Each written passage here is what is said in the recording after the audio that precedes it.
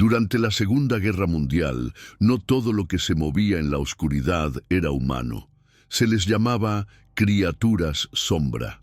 Altas, delgadas, con extremidades alargadas y piel como carbón. Nadie sabía de dónde venían, pero muchos juraron haberlas visto en los campos de batalla, acechando entre la niebla, donde la lógica ya no tenía sentido. Este no es un cuento inventado. Es un relato basado en documentos reales, testigos que lo arrastraron en su conciencia hasta el final de sus días, y archivos que nunca debieron salir a la luz. Una historia enterrada en las ruinas del Tercer Reich, donde la guerra dejó de ser una lucha entre hombres y se convirtió en un experimento contra la propia naturaleza. Imagina recibir una orden militar que ni siquiera los oficiales más veteranos querían cumplir. Imagínate abrir la puerta de un tren blindado y encontrar algo que no debería existir. Aquí no hay héroes invencibles ni monstruos de película, solo soldados de carne y hueso enfrentando un horror que ni sus armas podían detener. Y aunque los nombres fueron borrados de los informes, los susurros persisten. Porque aquello que encontraron sigue sin explicación. Bienvenido al canal Relatos Oscuros de Guerras, donde las memorias olvidadas y las sombras ocultas salen a la luz. Si estas historias te llegan, suscríbete al canal para formar parte de nuestra legión. Sin más demora, vamos directo al punto. 1. El hallazgo del tren fantasma Primavera de 1945. Las tropas estadounidenses avanzaban sobre el corazón de Alemania Oriental. Durante los últimos meses de la Segunda Guerra Mundial, cuando las líneas del frente se desmoronaban y el caos se extendía como una herida abierta por toda Europa, un tren blindado avanzaba en silencio por los bosques congelados del norte de Alemania. Sus vagones estaban sellados con placas de acero y protegidos por un destacamento especial de soldados que no hacían preguntas. Pero ninguno de ellos sabía lo que realmente transportaban, ni por qué, a cada parada, desaparecía uno de sus compañeros. Dentro del tercer vagón, oculto, reforzado y custodiado por símbolos extraños pintados en las paredes interiores, yacía algo que jamás debió haber sido creado. Una forma oscura que nunca perteneció a este mundo. Su nombre en los documentos clasificados era Project Nebelgeist, el espíritu de niebla, un experimento tan secreto que ni los altos mandos del Reich conocían todos los detalles. Fue gestado en los laboratorios subterráneos de Harz, donde la ciencia se cruzó con lo prohibido y donde los límites de la razón fueron sobrepasados sin remordimiento. No era una criatura nacida, sino ensamblada. Fragmentos de soldados que jamás regresaron del frente, fluidos extraídos de los campos de pruebas químicas, prótesis mecánicas que respondían al pensamiento y páginas arrancadas de libros antiguos que hablaban de entidades atrapadas en la niebla desde tiempos anteriores al hombre. Todo fue fundido en una única aberración. Su forma desafiaba la lógica, un cuerpo inestable que parecía flotar y evaporarse en un humo espeso y negro. No tenía rostro, solo un hueco con forma de calavera que exhalaba una neblina viva, plagada de susurros, lamentos y ecos de palabras imposibles. Los soldados lo apodaron el susurro del humo. Quienes se acercaban demasiado al vagón juraban escuchar voces de antiguos camaradas pidiendo ayuda desde dentro, aunque esos hombres ya no estaban vivos desde hacía semanas. A veces, el acero de las paredes se deformaba sin explicación, como si alguien o algo presionara desde el otro lado con una fuerza inmensa, como si el tren intentara contener una tormenta invisible que deseaba escapar a toda costa. Cuando el convoy se detuvo en las afueras de Kassel, bajo una nevada perpetua, el contacto con el destacamento se perdió. Un escuadrón fue enviado horas después, y lo que encontraron fue más inquietante que cualquier campo de batalla. Los vagones estaban vacíos. No quedaba rastro del personal. Solo quedaba un vaho oscuro impregnando la nieve, formando figuras fugaces que se desvanecían cuando uno parpadeaba. En el centro del tren, donde antes estaba el vagón sellado, yacía un solo objeto, un casco de soldado con marcas calcinadas, y en su interior una especie de líquido espeso que parecía respirar por sí solo. El alto mando clausuró todo. Ordenaron quemar los informes, enterrar los restos y negar la existencia del experimento. Pero uno de los oficiales del escuadrón, un joven teniente llamado Klaus Brenner, logró escapar con una libreta de notas arrancadas de los laboratorios. En ellas se describía la verdad. Project Nebelgeist no fue un accidente, fue invocado. Se trataba de una entidad atrapada más allá del velo del mundo, liberada a través de rituales inscritos en lenguas muertas. Su esencia se adhería al miedo humano, multiplicándose con cada pensamiento oscuro, fortaleciéndose con cada sombra. Lo peor es que no podía ser destruida, solo contenida. Y si alguna grieta se abría, si algún metal se oxidaba lo suficiente, si el aire volvía a oler a hierro y desesperación, entonces Nebelgeist podría volver a escapar. En los años siguientes, en pueblos cercanos al bosque de Harz, comenzaron a circular rumores. Campesinos que desaparecían sin dejar huellas, nieblas que se deslizaban por debajo de las puertas cerradas, voces que llamaban desde los pozos antiguos en las noches sin luna. Algunos aseguraban haber visto una figura sin rostro arrastrarse entre las ramas, dejando un susurro de guerra en el aire, como si la batalla aún continuara en otro plano. Hasta hoy, ningún historiador ha logrado verificar la existencia oficial del proyecto, pero en ciertos archivos olvidados por la historia, grabados en hojas quemadas por el tiempo, se encuentra un símbolo peculiar, un cráneo sin ojos rodeado por espirales de humo. El mismo símbolo que, según el diario de Brenner, fue tallado en la puerta del vagón maldito. El símbolo de Nebelgeist. Y hay quienes dicen que aún respira. Eran seis sombras caminando entre la nieve sucia y el eco metálico de la guerra que se negaba a morir. Pero esa noche, en algún rincón olvidado de Baviera, no lucharían contra soldados enemigos ni contra trincheras minadas. No, aquella noche serían arrojados directamente a las fauces de algo mucho peor. Algo que no tenía forma humana, algo que ya los había elegido. El grupo estaba liderado por el teniente Monroe, un hombre endurecido por el tiempo, cuya mirada parecía haber visto demasiado, y aún así seguía buscando respuestas. A su lado, el sargento Jake Hollis, ex maquinista de trenes en Chicago, tenía una percepción que rozaba lo imposible. Podía sentir presencias antes de que se manifestaran, como si el metal bajo sus pies le hablara en murmullos. Algunos decían que Hollis había salido de un descarrilamiento masivo en 1938 sin un solo rasguño, pero con los ojos llenos de sombras. También estaba Louis Gaumont, el francotirador, francés, desertor, escapado de un campo de confinamiento alemán, donde, según su propio testimonio, los gritos de los desaparecidos seguían flotando en los pasillos como un eco eterno. Gaumont no hablaba mucho, pero siempre apuntaba al lugar correcto, incluso antes de que algo se moviera. El médico del grupo, Rafael Ibáñez, era hispano. Había servido en la campaña italiana, donde su unidad fue emboscada y arrasada en una noche envuelta por una niebla espesa que nadie pudo explicar. Desde entonces, Ibáñez apenas dormía. Sus manos temblaban cada vez que escuchaba el silbido del viento entre los árboles, como si ese sonido le recordara algo que se esforzaba en no nombrar.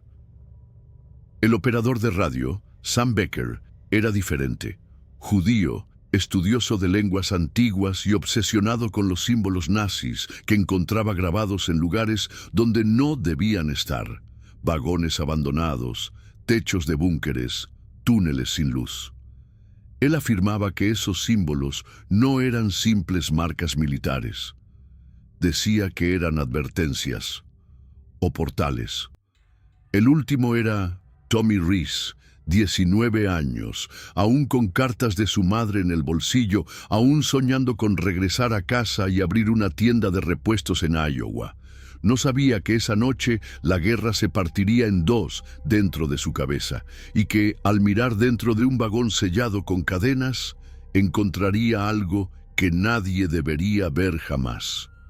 Aquel grupo no fue elegido por casualidad, ni por estrategia. Fueron enviados porque, en los documentos ocultos del mando aliado, alguien sabía lo que se escondía en esos bosques. Sabía que los trenes sellados transportaban más que armas, que algo fue invocado, y que solo los que ya habían mirado al abismo podían siquiera intentar sobrevivir.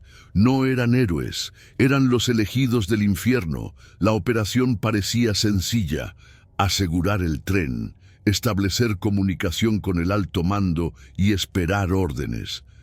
Pero apenas colocaron los primeros perímetros, algo en el ambiente comenzó a cambiar. La radio, tan confiable minutos antes, soltó un último crujido antes de sumirse en un silencio cargado de estática. Las luces de los vagones, conectadas a una fuente portátil, empezaron a parpadear con un ritmo errático, como si respondieran a un pulso oculto. Y entonces, sin previo aviso, ocurrió. Una niebla espesa comenzó a surgir lentamente de las rendijas del vagón central. No era vapor ni gas, tenía peso, tenía forma, se arrastraba con una intención casi consciente. Ibáñez intentó sellar las rendijas con trapos húmedos, convencido de que se trataba de algún agente químico, pero pronto comprendió que aquella neblina no se adhería a las leyes físicas. Simplemente atravesaba los materiales como si respirara el mismo aire que ellos.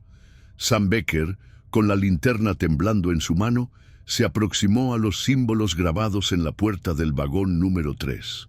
Los contornos brillaban débilmente bajo la luz artificial, como si una energía oculta los mantuviera vivos.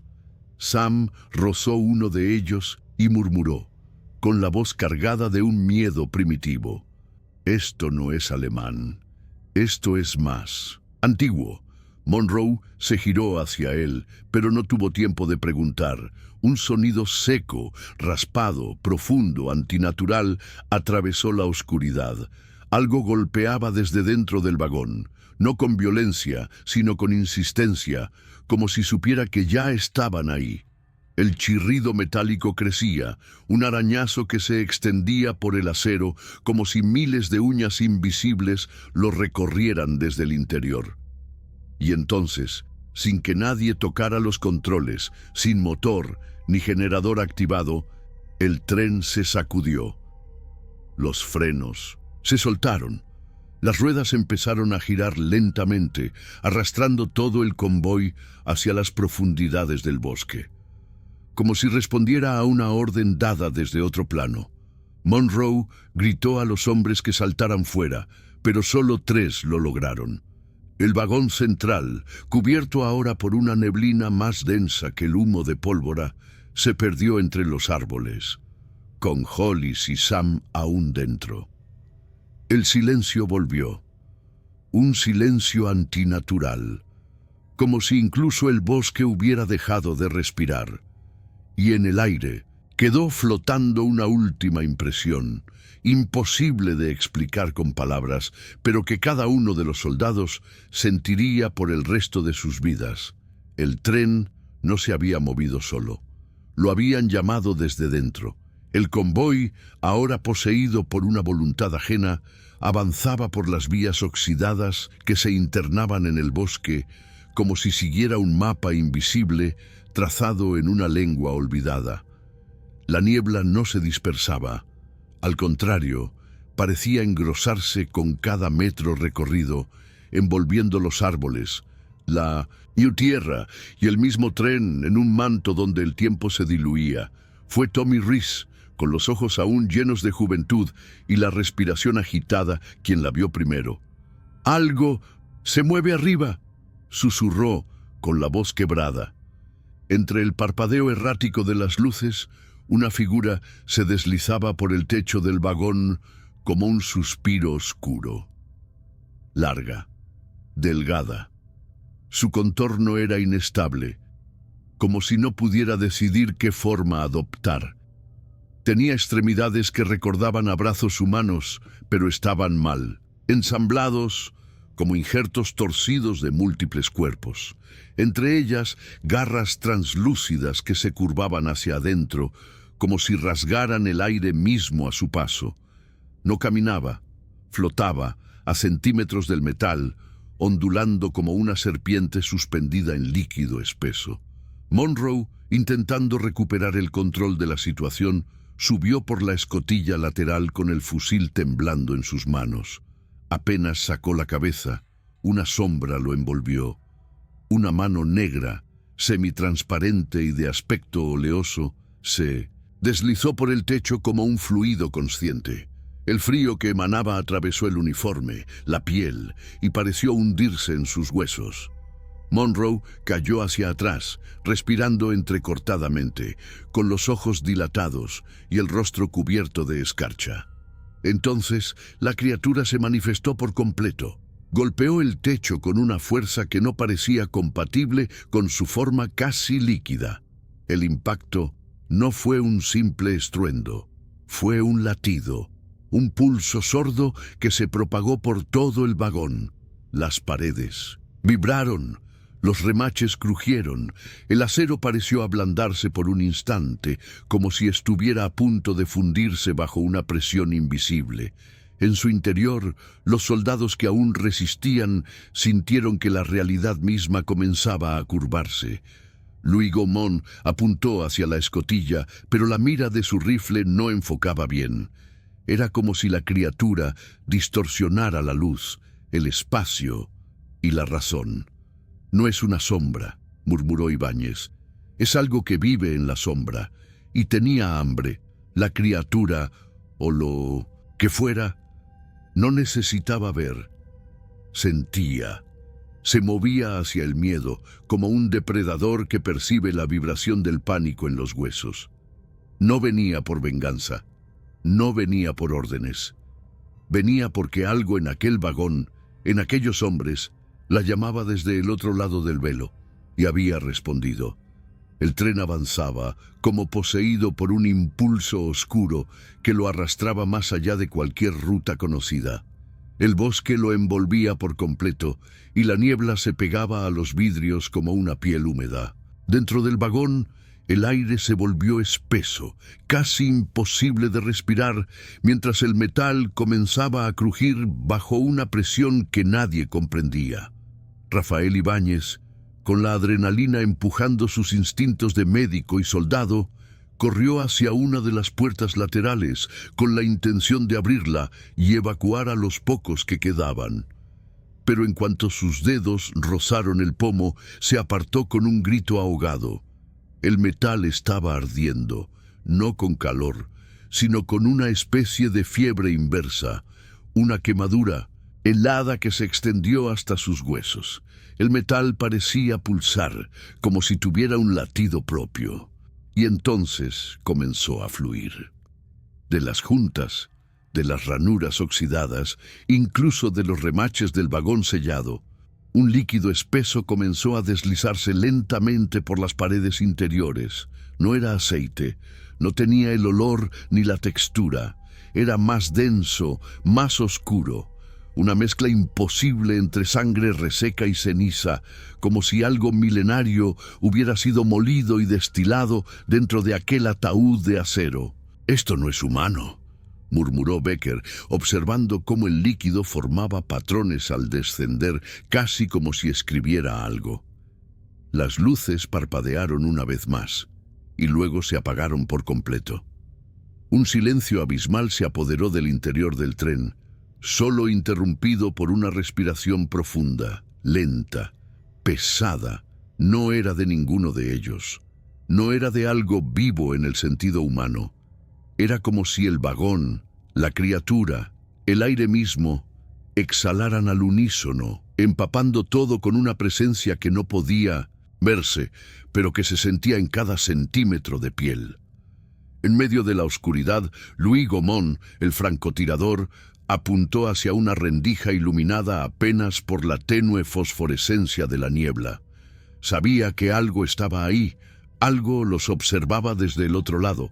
Lentamente enfocó su mira y lo vio. Un ojo, pero no era humano. Era como un orbe de cristal fracturado, con venas latiendo en su superficie y una pupila líquida que se movía como si flotara dentro de un recipiente lleno de vida, retorcida. Parpadeó sin cerrar, como si lo hiciera desde adentro hacia afuera, como si quisiera memorizar cada uno de ellos. Gaumont contuvo el aliento. Sabía que ese ojo no miraba, absorbía. Sentía que parte de su memoria, de su conciencia, se escurría hacia esa pupila abisal. Se obligó a parpadear y apartó la mira. «No es una criatura», dijo con voz temblorosa. «Es una puerta». Y esa puerta se estaba abriendo. Sam Becker desapareció sin dejar rastro. Fue como si el tren lo hubiera reclamado. Uno de los soldados, con el rostro blanco como la cera, juró haberlo visto ser arrastrado hacia abajo, no por manos, sino por la misma niebla. Dijo que se filtró por entre las grietas del suelo del vagón, que su cuerpo fue absorbido lentamente como si el metal estuviera vivo, como si el vagón respirara y se lo tragara. No gritó, no forcejeó, solo se disolvió. Lo que quedó fue la radio, crepitando sola en un rincón, ahora encendida por sí misma. Emitía señales que no pertenecían a su frecuencia ni a su tiempo. Se oían voces mezcladas entre estática, soldados gritando órdenes en alemán antiguo, peticiones de ayuda en francés, explosiones de artillería de campañas olvidadas, rezos en italiano y un canto grave, gutural, que ninguno de ellos supo identificar. Era como si el aparato se hubiera convertido en una grieta entre dimensiones bélicas, repitiendo ecos de frentes donde la guerra jamás terminó. Monroe apretó los dientes. Sabía que quedarse allí significaba ceder a la niebla, a esa presencia silenciosa que estaba devorando uno a uno a sus hombres. Miró a Hollis, que le devolvió una mirada seca y decidida. Sin decir palabra, ambos avanzaron por el pasillo que conectaba los vagones rumbo a la locomotora. Si había alguna forma de detener el tren, tendría que ser desde allí. Pero algo no encajaba. El pasillo se estiraba. Parecía más largo que antes, como si el vagón estuviera creciendo, curvándose por dentro. Cada paso se sentía más pesado, como caminar a través de un sueño viscoso, y cuanto más se acercaban a la locomotora, más fuertes se volvían los sonidos de guerra. Ya no eran ecos lejanos, eran reales. Bombardeos, fuego de ametralladora, cascos corriendo por barro y gritos humanos que no pertenecían a ningún lugar de aquel tren, sino a algo más profundo. Órdenes en alemán retumbaban en los techos. Lamentos se arrastraban por las paredes. En algún lugar, alguien rezaba mientras era alcanzado por algo invisible. Monroe se detuvo. Miró hacia atrás. El vagón por el que habían pasado ya no estaba. El tren había cambiado de forma, o quizá ya no estaban en el tren. «Esto no es un tren», dijo Hollis con la voz baja. «Es un puente». Monroe no respondió. No podía, porque en ese instante comprendió. El convoy no los llevaba de vuelta al cuartel, los arrastraba al corazón mismo del infierno. El cuarto vagón estaba más frío que el resto. No era un frío común, sino un vacío que se colaba en los huesos y hacía que los dientes castañearan aunque no hiciera viento. Las linternas titilaban mientras Monroe y Hollis empujaban la puerta con esfuerzo, como si algo invisible intentara mantenerlos fuera. Al entrar, El hedor los golpeó como una oleada invisible. No era putrefacción, era el olor del metal quemado mezclado con ceniza y humedad antigua. Entre cajas rotas y estanterías corroídas encontraron los documentos. Páginas arrugadas, manchadas con un líquido oscuro ya seco, apiladas bajo un símbolo grabado a cuchillo sobre una mesa. Un círculo atravesado por espirales y en el centro un ojo sangrante. Hollis, que dominaba algo de alemán, tradujo en voz baja, casi como si temiera despertar algo con cada palabra.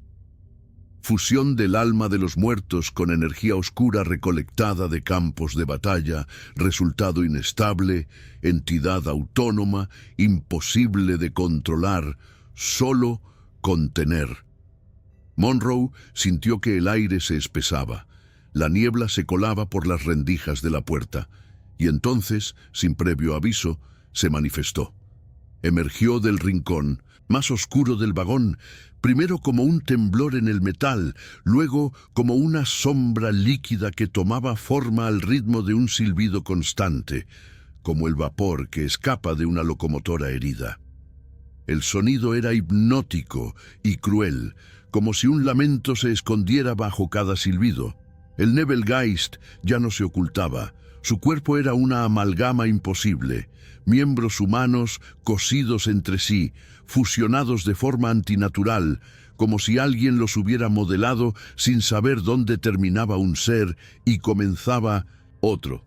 El pecho se inflaba con un movimiento irregular, como si algo dentro luchara por salir. Tenía una boca, demasiado grande, demasiado profunda, pero estaba sellada con alambre oxidado, torcido y tensado como una jaula interna. Pero lo peor eran los ojos. No estaban donde debían. Había ojos en las palmas de sus manos, abiertos y girando erráticamente. Otros parpadeaban en la espalda, en los codos, incluso uno, enorme y lleno de venas, palpitaba en el centro del pecho. Todos se movían con vida, ebropia, buscando rostros, analizando gestos, penetrando almas.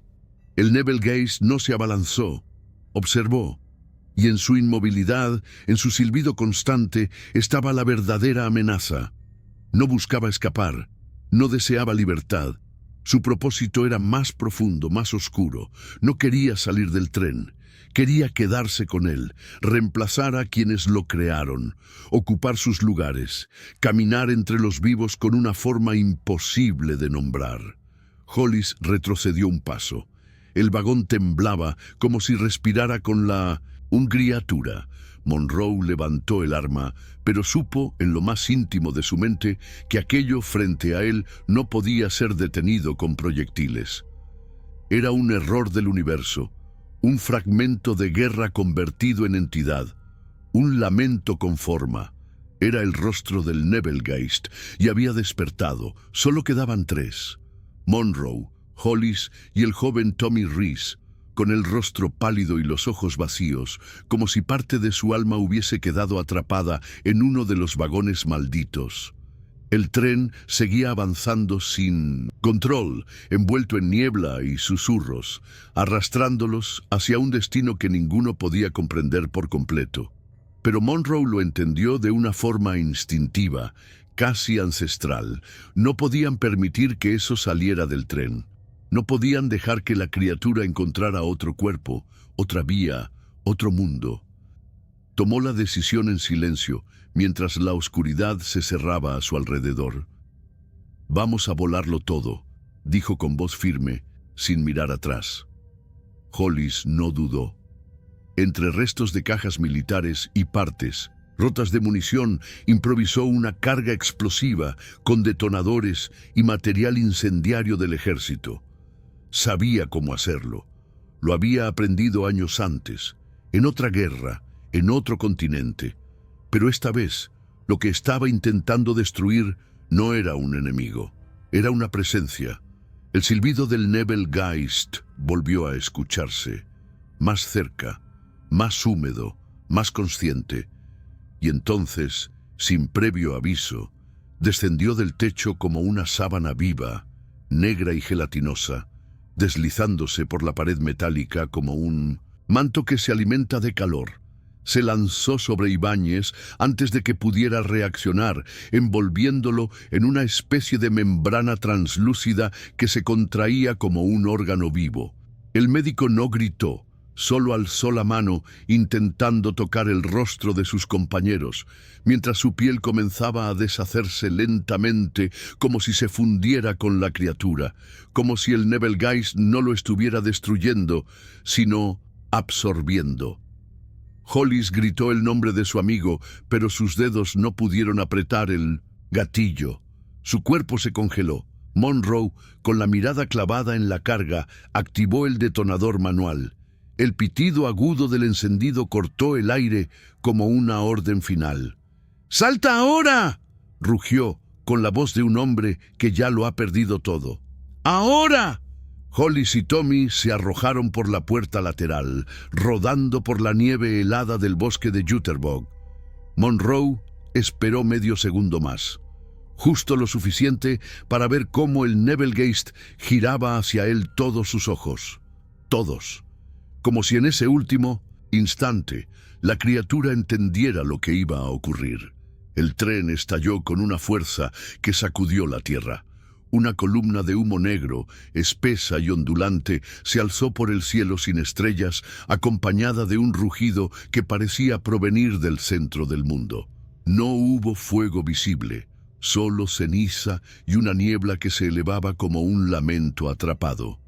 Durante horas, en los pueblos cercanos, los perros aullaron sin motivo, y algunos ancianos dijeron haber soñado con un tren que silbaba en la distancia. Aunque las vías ya no existieran, el cuerpo de Monroe jamás fue encontrado, pero en la zona del impacto, entre los árboles chamuscados, quedó grabado en el suelo un símbolo extraño, un círculo espiralado con un ojo al centro, aún humeante, como si algo dentro del bosque no hubiese sido destruido, solo contenido.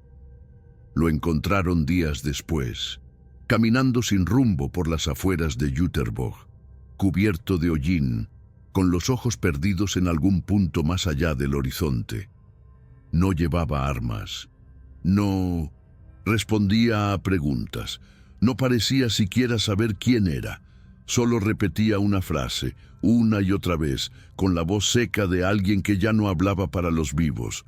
El tren no se detiene, el tren nunca se detiene. Los médicos del hospital militar hicieron lo posible. Lo alimentaron, lo interrogaron, intentaron reconstruir lo ocurrido aquella noche en los bosques. Pero nadie consiguió respuestas claras.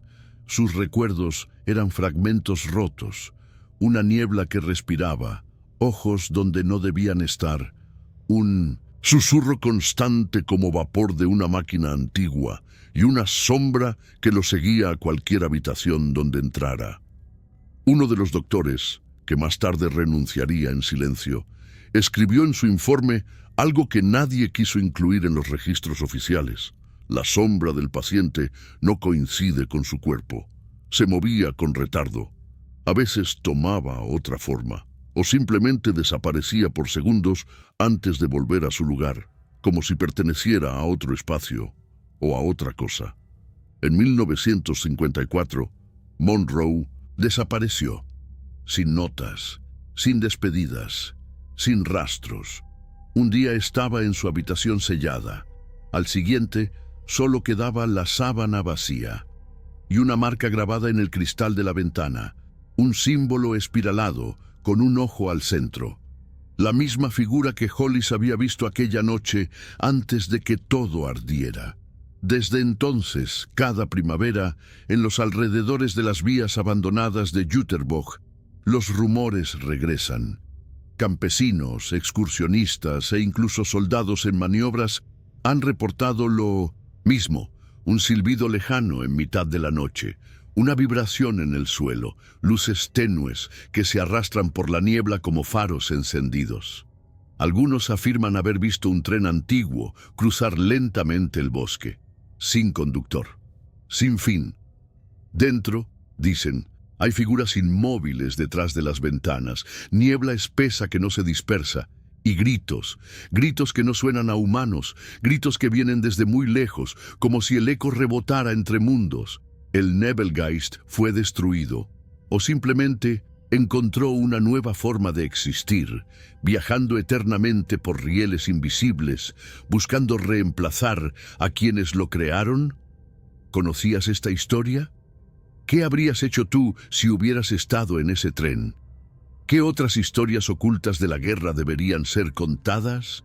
Si esta historia te dejó pensando, no dejes que se pierda en el olvido.